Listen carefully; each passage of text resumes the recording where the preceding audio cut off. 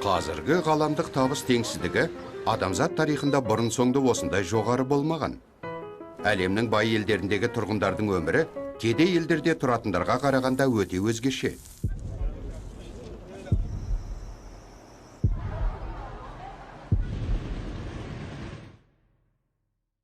Біз әлемдегі ең бай елдер ретінде экономикасы дамыған елдерді қарастырамыз.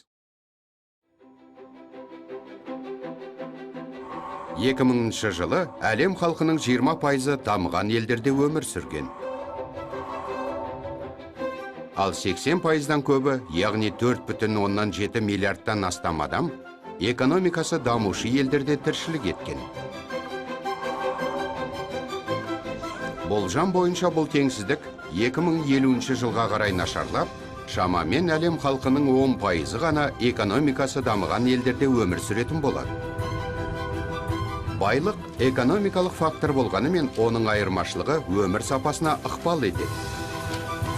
Осылайша денсаулық, сауаттылық және тұрмыс жағдайы байлықтың әлеуметтік көрсеткіштерінің мысалдары болып табылады. Сондықтан даму экономикалық та әлеуметтік те тұрғыдан өлшене алады.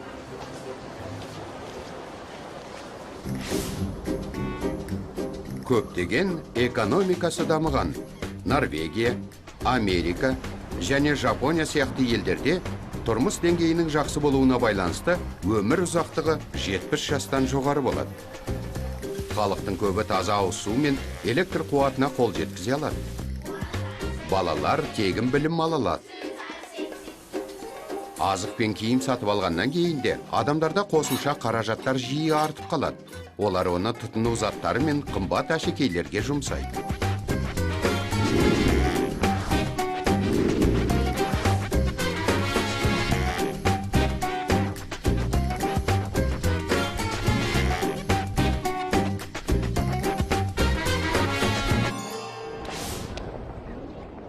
Жоғары тұрмыс деңгейі ұлттың экономикалық саулығын сақтауға көмектесетін, біліктілігі жоғары, дені сау және тиімді жұмыс күшін қамтамасыз етеді. Экономикасы дамыған елдер екінші ретті өндіріске негізделген. Олар экономикасы дамушы елдерден шикізат сатып алып, оларды өңдеп, бағалы өнімдер жасайды. Шындығында көп адамдар дамыған елдердің кедей мемлекеттермен теңсіз жағдайда сауда жасауы, оларды салыстырмалы түрде бай қылуда деп есептейді.